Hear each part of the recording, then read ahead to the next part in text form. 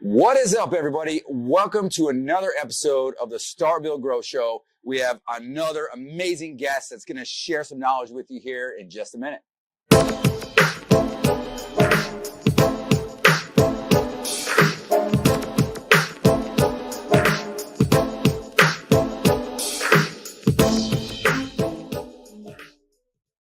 All right, I am here with the legend, the man, the myth, Adam Sand.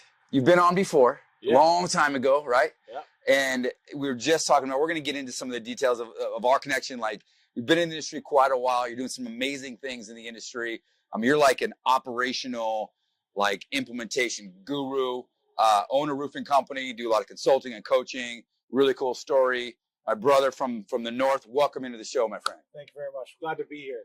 Yeah, it's been a kind of a weird journey. I was, just before we got started the show, I was talking about how there was a time back, and it was like 2017, I think, or 2018, IMG Expo, was Insurance Mastermind Group. And there was this conference, and they had Gary Vee speak at it. And I remember Ad Zombies was the main sponsor. And there was a guy named Cody Klein. He wanted to get our Facebook ad course. Like back, it was funny, at the beginning, Joseph Hughes was an agency and I was a Facebook ad school. And then almost without talking to each other, he became a Facebook ad school and I became an agency for a while. And Cody wanted access to my Facebook ad journeyman's program. And he traded me a speaking spot at IMG because he knew some girl there. And so he said, if I get your speaking spot, can you let me in the class for free? And I was like, yeah, so that's a totally good trade. Yeah. So I did that. And I remember Gary Vee was the keynote speaker and I didn't know anybody in the industry. And then I remember there was this guy behind me and he was like this guy that I looked at that I was like, man, he was the reason I got into video in our roofing company. His name is Dimitri. We all know him. Yep. And I tried talking to him and he kind of big timed me at the time. Maybe he was just Russian and seemed mean, but he didn't talk to me. And then he stood up and he asked a question to Gary Vee and I was trying to get a question. And he stood up and he got the microphone. He asked a question. They talked Russian for a second. And I was like, damn it, that's that guy who won't be nice to me, right? And then there was this other guy in the room. He stands up and says, I just wrote a book for the roofing industry. It's called Start, Build, Grow. And it's like, and you're talking about how you're doing the stuff that you're doing. And then I was like, damn it, I didn't get to ask my question. And there was this competitiveness. So I was like, oh, Yeah. Who are these guys? And I was like this underdog from Canada that wasn't even allowed to come to the country all the time. Yeah. And I felt there was a jealousy and a competitiveness. And now, we've seen lots of people come and go through the years. Like, I don't need to make their names, but there's a lot of guys who have kind of come into this whole, like, let's help the roofing industry space. And then kind of, whatever, ran out of energy and left, let's say. And now, there's a few of us that still stick around trying to do good things. And it's just really cool to have the opportunity to be your friend and to be on your show and to be able to, offer value to your audience and to be collaborating with you on something like this. Yeah. I love it. And I love that you bring that up because I think that moment and that conference was pretty significant for a lot of us. Yeah. I mean, I hadn't even published the book yet, right? That was the end, like November. It was like an Amazon Kindle thing, $1 or something. I think that conference was November or something, right? Yeah. And my book was published like beginning of January. So it was perfect timing because I'd spent a year writing the book, getting it ready and trying to get it off to market. And that was the perfect timing to ask that question and get the interaction from Gary Vee. And then later on that night or that evening, we met him at the airport and just got to chat with him some more. We actually had some footage of that and it was cool. That was like a defining inspirational moment in yours, but also my career. Yeah. Because this show stemmed from that moment. Really? When I got to meet with Gary Vee, and that's when I really started diving, like, man, who is this guy? What is he doing? Started following what he's doing. And what hit me the most was you have to turn your roofing company into a media company. You have to create a personal brand. And that was the moment I was like, you know what? I'm going to go in and I'm going to become or start a personal brand. Yeah. And start putting myself out there, which, as you probably know, maybe we can talk to the audience about that. It's uncomfortable. Oh, yeah. I remember the first time I had my phone out and I went live. Yeah. I was like trembling. I was like, what am I going to say? What are they going to think? What are we going to do? And, 4 years later, we've done over 200 episodes of this show alone. We've done almost all of them live. Yeah. And you've just learned to get more comfortable. And then I built an online course. And I remember, like, after that show is when we prepped, we got the book launched, and that's when I decided, hey, I'm going to build an online course. I'm going to start filming YouTube videos, and I'm going to start, doing all the things to build this personal brand. And I remember my first attempt at building the course, had this little camera I'd set up, I'd press the button, I'd run around, I'd get in there and try to, get in and try to film my course. I had my whiteboard in the background with notes or in the background here. And I had another thing with notes it was awful. I could not speak in front of a camera. I could not do any of that. And we've just evolved. And I know you and I kind of started at the same time. Like I started the podcast right around the same time. I remember going on your show. Those were my first. Yeah, those were the first shows I was ever a guest on. Was your roofing business partner? We had you on the show, and back then, I mean, with the podcast, they talked about needing a pop filter on a microphone, and I was so poor at that time that I was like, I didn't want to, like, it was like the idea of spending $200 on the arm with the thing. So I actually took a microphone for the Bluetooth Yeti, and I found a guy online who said, cut a sock and put it over the Yeti microphone. And then I took a fish thing that you would dig the fish out of a thing, and I put a leotard over it, and that was my pop filter. So I still have a picture of it somewhere, but I was so like, I was like just kind of bootstrapping this whole thing, and we were building a roofing company, doing this, and I was just like, I don't know, I just didn't want to spend the money on anything. I wanted to like do it super cheap, and so I was like, nope, I'm not going to spend money on that expensive $200 pop filter. But we started talking about different things, and all of us kind of got started at that time. It's just really cool to like take us back there and just think how long we've been crossing paths. Because I remember I came on your episode once, and it was big for us. Like you were like the most viewed episode on our podcast for the longest time, and still up there. And it's how many years old now? And it's like start and run your company like a real business. I think it was your Founding Brothers was your episode. And it's just been really awesome watching the growth of everything kind of come to be.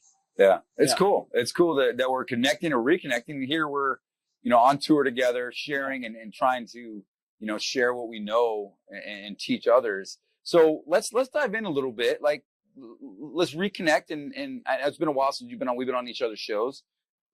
How did you get here? How did you get in the roofing business? And how did you get to where you are now as a highly sought after, consultant in the space? Well, okay. So it's kind of a wild journey, but I mean, the background is that before I got into this roofing game, I made an app and sold it when I was really young. And it was for the tanning industry, just making it so you could book appointments online. Right. And it was kind of something different for us, right? Like I was owned a tanning salon, and then I made this app, and then I sold it, and then I didn't know what I wanted to do. It was my first $1 billion mistake, because they actually took that app and it like sold, and then eventually became like a $1 billion company. Yeah. So then anyways, we sold that app, and then from there I went and I was kind of in the car industry, didn't know what to do with my life. I was kind of I had some money and I was making great money in the car industry. But my best friend was a roofer, and he wasn't making much money, like I was getting to do cool things and went to Vegas, rented a cool car, stuff like that. And I was like, hey, you want to do something? And it was always, nah, I can't, kids, nah, I can't, kids, no, I can't, money. I was just like, oh, like it just sucks. Like he was always behind. And I was just watching my best friend and like our lives kind of going, and I started to feel like, they say, you're the average of the 5 people you spend the most time around. Oh yeah. And I started to feel like, is he dragging down my average? And that felt really crappy to say to a friend, right? Like someone who had been there for me when I was at my worst. I didn't really want to say that about him, but at the same time, I was kind of like, this is kind of lame. I said, your boss just sold their roofing company. Why don't you start a roofing company? Like you don't like your new boss. Why don't you go start your own roofing company? Seems like a pretty good like exit strategy. Yeah, it worked out for them. And he said, yeah, I don't know. Let's try. Or he's like, I don't know. I said, why don't we try it? I loaned him some money, and I realized pretty quickly that I was never going to get my money back if I didn't help him along with it, right? I kind of had to help him a bit. And through that process, we were like, trying to find the right place to advertise, trying to find the right place to get customers. And we thought, like, Facebook, there has to be something about this. And to try and get a Facebook ad person back then in 2016 was impossible. Like, we couldn't find one. We went to agencies, and the agency we were using for Google, they said, no, you can't do Facebook. That's for like dog toys and weight loss. And I said, well, what about like can't you just like do them anyway? Like we want to try it. No, it wouldn't make sense to that. Yeah. So we fired them, and I said, well, like we hired the new company, said they would do Facebook ads. And I was like, can you do it? And they said, yeah, no problem. So we hired them. And then month one went by and I said, hey, can we do the Facebook ads now? And they're like, no, that's for people who dog toys and weight loss. I'm like, why won't you run Facebook ads for me? So I was like, I got to try and find somebody else who will do this. So I tried finding an agency, couldn't find one. I tried finding a guru. Like, you know how today you can't throw a shingle off a roof without hitting 3 Facebook ad guys in the head. Yeah. I couldn't find anybody like that. Yeah. And so then I tried home services, couldn't find it. Eventually I found this guy, Rick Mulready. He had a podcast called The Art of Online Traffic. And he said, you know, all you online advertising guys talk about is making money online. Nobody knows how to sell and make money in a real business. And he kind of was like, well, I don't know. You're right. I don't know if it worked for a roofer, but I can show you the Facebook ad platform. You can try it. So we did, and it worked. We got really busy. And so then I was like kind of sharing in the private groups about what the results that we had. And back, there's like all these like private groups for Facebook people, right? Yeah. And we started getting all these interviews because back then it was all like person runs $1,000 worth of ads and sells, you know, $4,500 in oil changes, or, you know, or like person runs $500 in Facebook ads and sells $7,000 in dog toys. And then it was like us. Guy runs $5,000 in Facebook ads and sells $420,000 in roofing. It was like, you have a podcast, you know that like those kind of things is like, it's a clickbaity headline. Oh yeah. People latched onto that. So I remember seeing you post all about that. So we were getting interviewed by all these people in like the Facebook marketing space. And then all these roofers started reaching out and being like, hey, like, what is this that you're doing? And at the time I was just this dude from Canada that was partnered in a roofing company. And I thought, man, this feels good. So I said, okay. Some guy said, well, can you teach me? And I said, yeah, I could teach you. I will $500 a month. And they're like, okay. And they're like, how do we send you the money? And at that time I I was from Canada. We can't do e-transfer. Like it was like PayPal. And then they asked me what my business was called. And I said, well, I'm a roofing business partner. So I'll be your roofing business partner too. And I'll help you with your Facebook. It was like, that was basically how the name came to be. I had all kinds of stupid names that I came up with, but that was the name that stuck. And so then we got the opportunity to do the IMG thing. And over the years, we would just get people really busy with Facebook ads. Back when it was like shooting fish in a barrel, it was super easy. Cost per 1,000 impressions was like $1. Right now, it's like $14. Oh, so yeah. It's like a lot. 14 times more expensive than it used to be. And back then, everybody thought it was stupid. You know, like a lot of people like, Facebook, that's dumb. Best referral source is word of mouth and all this kind of stuff. And nobody believed it. And then all of a sudden there was 1,000 people in the space. Like everybody was a Facebook ad guy. Like the guy that Rick Mulready that taught me, he created a course. He had the FB Advantage, which is the course I took. Then he created the FB Advantage Local, which was a course based on our success story. He interviewed it for it. Yeah. And then like ClickFunnels taught on that same course material. And the next thing you know, there's like roofers, lawyers, dentists, chiropractors, like became like the target industry of every Facebook ad course. So all of a sudden, like 22-year-old kids coming out of the woodwork every day. They're just like Facebook ad guys. And we started getting lumped in with them. And it was also getting harder. And I wasn't in love with it. But because of what we were doing with the Facebook ads, people would get busy. I remember the first time someone called us and said they wanted to fire us for getting too many leads. Imagine a roofer saying that today. But they were like, no, it's too many leads. I'm like, well, they bad leads? Can't handle the leads, right? Yeah. And then that's where we come into play because we're going to try to help build, systems and processes to where you can handle the leads and have the right team and have the sales process. But a lot of roofers just think, all I need is leads. Leads, that'll save everything. Grow my... But be careful, right? So that was the issue, is that they were getting too many leads. I said, well, what do you mean too many leads? I said, well, can you show me what you're doing? And in Sargent's, my company back home, we tried all these different CRMs. We built Zoho. We built One-Page CRM. We built Pipedrive. We built ProsperWorks. I tried all these different CRMs. I didn't like a lot of them.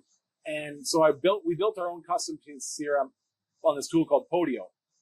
And so I was like familiar with how we did it, and I didn't know how other roofing companies did it at that point. We just ran ads and got them leads to their inbox, right? Yeah.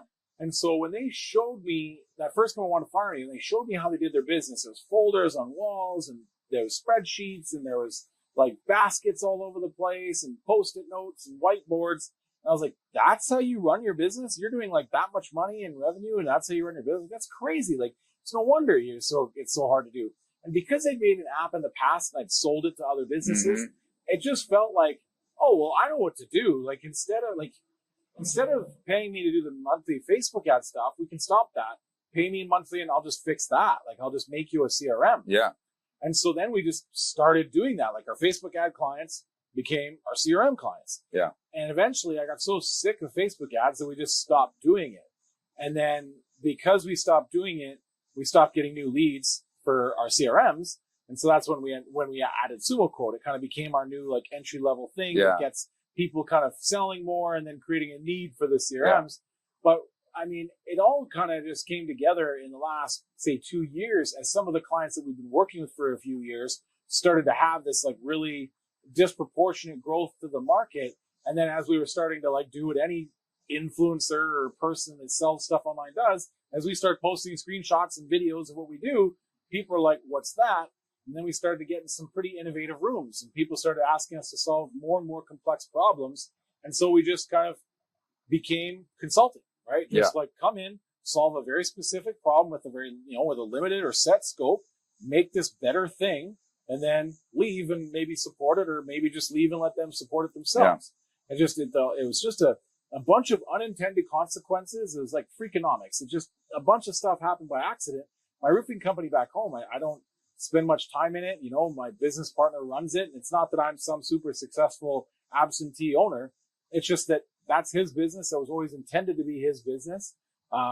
We're still best friends. We have our days where I agree with the way he does things and don't. I show up for 4 traction meetings a month, and that's it. But he runs it, ride or die, and however works out. But I love what I'm doing now. And I've been on the road, been to 28 states in 8 months. I've been home 3 days this year. I'm living out of a backpack and out of hotels. Me and my fiance and my dog just going from roofing company to roofing company.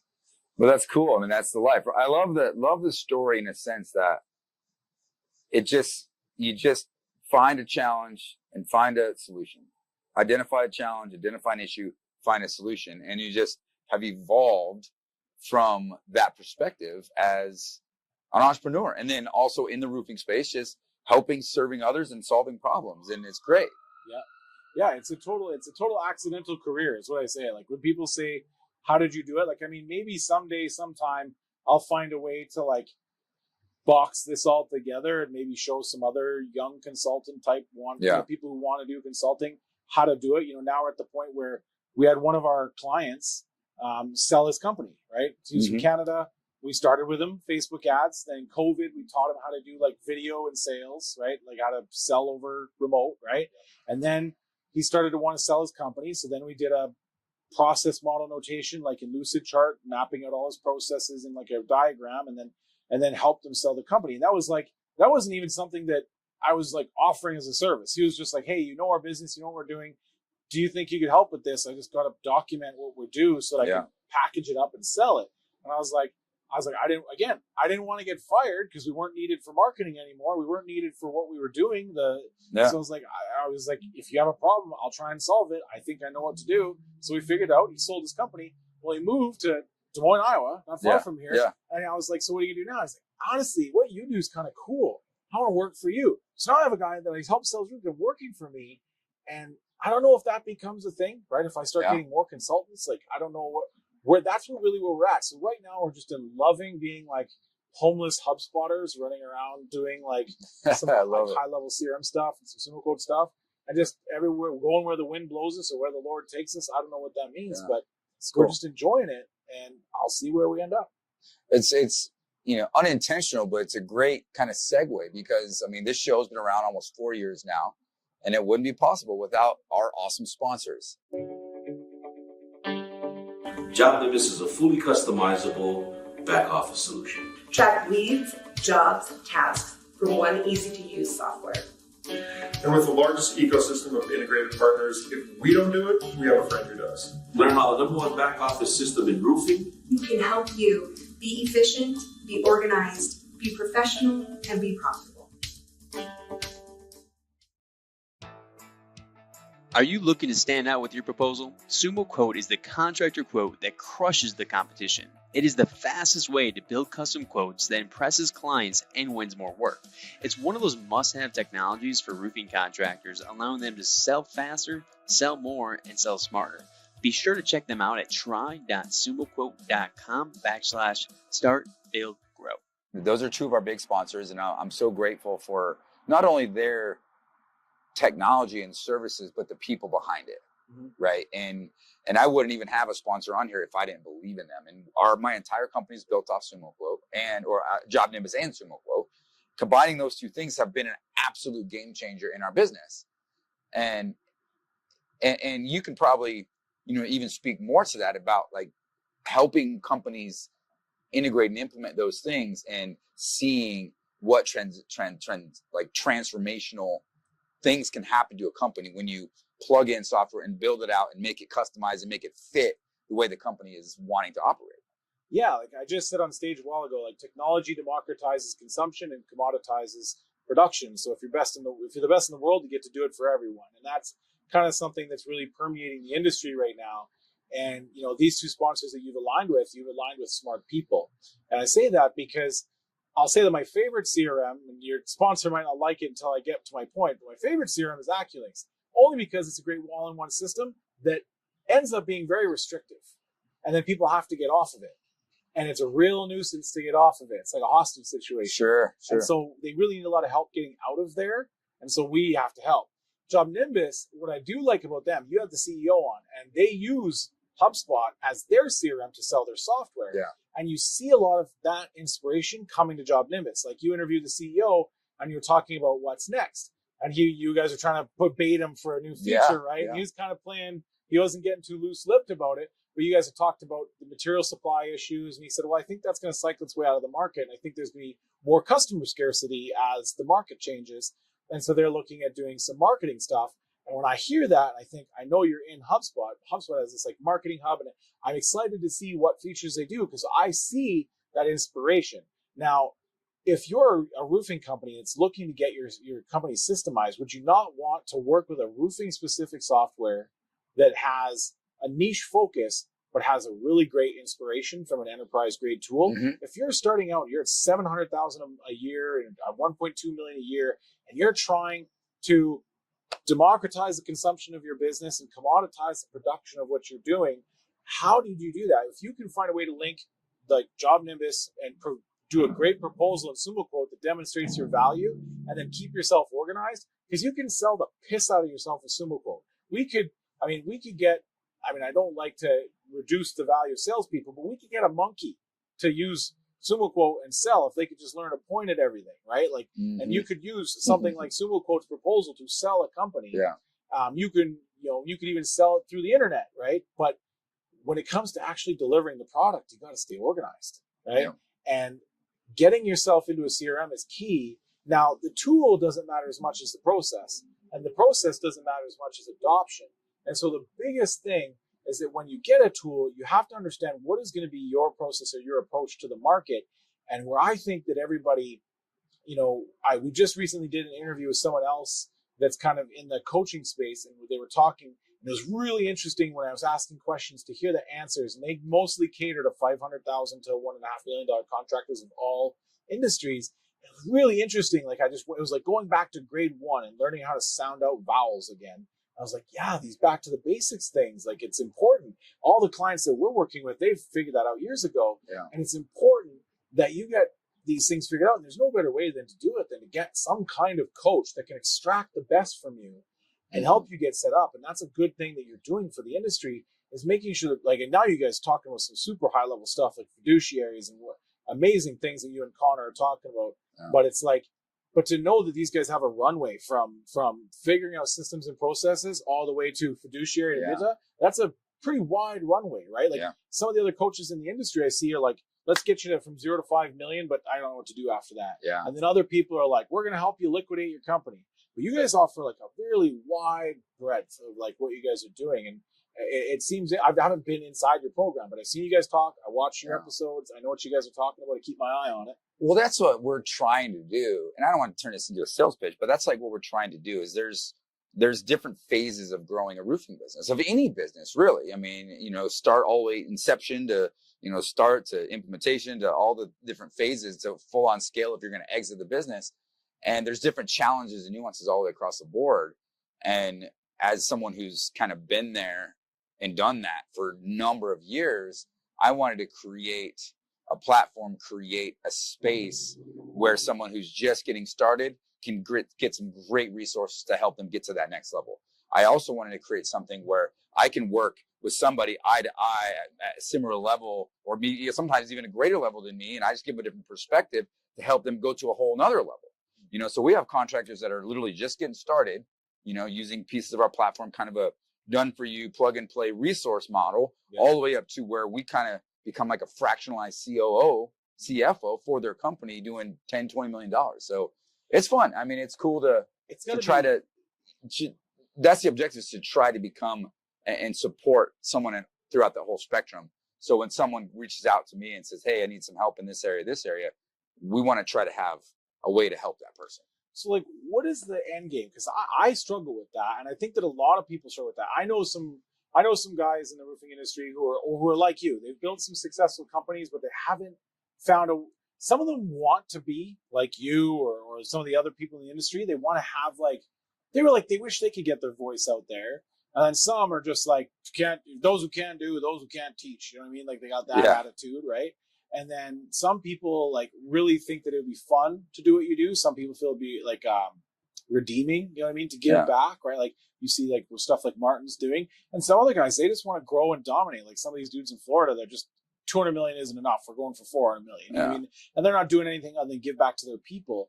And I struggle with it too. Like, I don't necessarily know what my end game is. I sometimes think I'm just going to be CTO for one of these companies that wants to build the cooler thing, and I just have a bit of a head start than some people. Yeah. But I don't know that for sure. You know what I mean?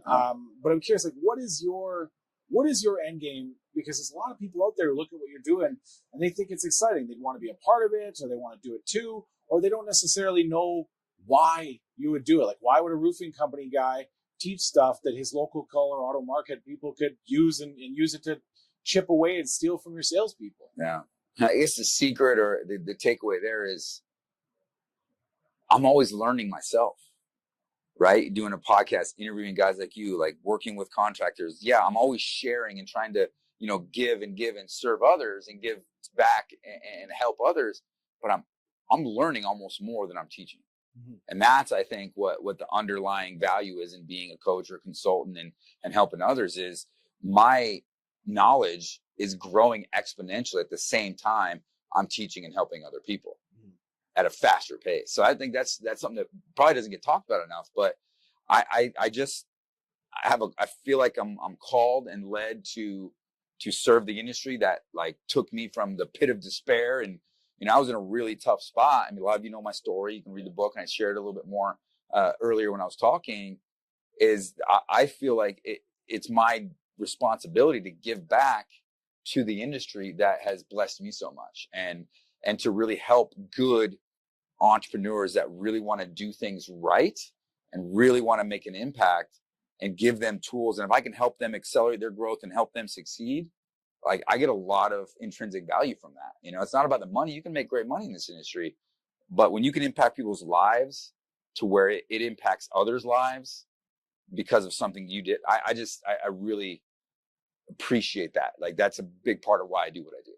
And see that, and so a lot of people, when they hear that, and I talk to people, they don't necessarily understand it. So you think just some people just don't understand what it might feel like to get that higher calling, like that you're not seeing it as much competition or as much as like hurting you don't see it as hurting your roofing company at all, that other people in your work. Because you were speaking in Denver quite openly to people who are literally could come in there and be like, oh, that's what he does? I'm going to try and do some of that. I'm going to try and up, like, that would force your guys to have to up the game of what they're doing because you're leveling the playing field. I'm a big believer, and I think that's a nuance of old school versus new school entrepreneurship. I'm a big believer that, all ships rise. Yeah. And if I can, help someone else, even if they're a competitor of mine, not only am I learning, am I growing, but it's raising the standards of the industry. And in the grand scheme of things, look how many roofers in each market there are. If I'm working with half a dozen or a dozen in a market that has 5,000 roofers, we can work together to all grow and all get better together. And that's the results that I've seen. Yeah. Collaborating with people that I've been coaching, I've been able to collaborate with some of them and help them solve different problems. And my business has grown because of it. And that's the ancillary benefit you get by just having a servant heart. Mhm. I just want to help and serve and help others. Help good people become successful. And in doing so, it's helped my ship rise as well, and my team and my company grow and gain more market share also. So for those who question, like, oh my gosh, well, I don't want to help my competitors, change your mindset a little bit, because I think that those who collaborate win. Well, there's 108,000 roofing contractors. The number is always hard to peg, but that Yeah. seems to be the widely accepted number right now. And there's certainly more than enough roofing contractors to go around. I personally feel like there's so many elements of froth in the industry, right? Like we were talking at the table earlier about, how even the supplementing industry, I think, is ripe for some AI and automation to, basically take a smart contract that is the insurance policy, the building code, which is written in stone, more or less, and say like a damage report from something like a roof hawk, combining them all together with an AI and spitting out a claim and reducing the need for all the supplementing, the back and forth, the legal fights, the time delays, the risk that comes to contractors. Like and in the end, it would be designing for the customer, right? The customer should just be able to say, my roof's damaged. Here's my policy. This is building code. That's my answer. And you either learn from your mistakes and what policy you bought, or you don't. And you either buy a better policy. Consumers would have to do a little more self-education when they buy policy. But I think that there's a lot of froth in the market for sure, and that not everybody deserves to be a roofing contractor just because they wanna, and maybe at least they don't deserve to be successful, right? But I do think that collaborating and combining your intelligence with other like-minded people can set some fair game. Because before we have smart contracts and NFTs and all this shit take over the world, we have to have some smart ground rules, like associations and collaborating with local people. And I think that just a lot of people are missing the mark on that, because I see a lot of this stuff in the Facebook groups. I'm so active in there, and I see a lot of people that just don't get it, or they don't feel like it's genuine. And with like a lot of you, I feel like it's completely genuine. Have you ever like fired a customer or not taken a customer? Yeah. Yeah. I mean, there's just certain people we're pretty particular about who we want to work with. I want to work with like-minded people that sync up and that I feel like our values are aligned. That's really important. It's like, we've got it in my own business and in my consulting, like the value alignment is vitally important. Associations, like even working with other influencers or other people in the space, like I want to surround myself with people that align with my values. Point blank. I apply that to my business when I'm hiring salespeople or staff or partnering with people or working with, our vendor partners. That's vitally important in how I operate and how I look at, the growth and sustainability of my businesses. So would you say that's one of the first things that companies need to work on when they, like, whenever you take them on? Like, do you want to know their core values and help them develop them if they haven't? Yeah, it's definitely one of the things we always do early on. We have an assessment we're going to put somebody through when they first onboard with us. And one of those things is, what are your core values? And we're going to work on establishing that and making sure the foundation is great. Values, culture, vision, goals, organizational chart, job descriptions, and make sure the company is structured soundly. And we're going to dive into some of the like tools and software. What are you using to be software? And then we're going to work on implementing a sales system and all these things. I mean, there's sales system right away. You can plug and play. We always got to have sales, but you need to be working parallel with the other areas of your business. And I think a lot of people kind of forget that. And they're like, all I want is sales. All I want is sales. There's a whole lot more to building a roofing company than doing sales. Exactly. But this has been an amazing chat, dude. We could probably go for hours on this. Appreciate you guys tuning in. As we start to wrap this up, we always want to end, with a golden nugget, man. Our listeners are oftentimes entrepreneurs, roofing contractors, and we bring on guest experts and highly intellectual individuals such as yourself. If you were to leave us with one golden nugget, piece of advice, a quote or something that has really inspired you, what would that be? Oh, it's tough to put on the spot like that, because I feel like there's a ton, but I really think that going forward, we have to recognize that in the industry, the easy is over. And you have to get a clear understanding of what is your value in the marketplace. I personally and professionally have been exposed to things that tell me that there's a lot of people spending a lot of money trying to consolidate the industry. And it's not just some thing that happened with Home Depot a long time ago, like everybody's saying. Like, I believe this is real this time, right? Because they've duplicated this in many other disrupted markets. And if you're serious about staying in business, and you have to be focused on these impending threats and innovating in your business and really understanding what is your value to the market and how can you build a moat around your company, because it's good. You're going to see the industry evolve.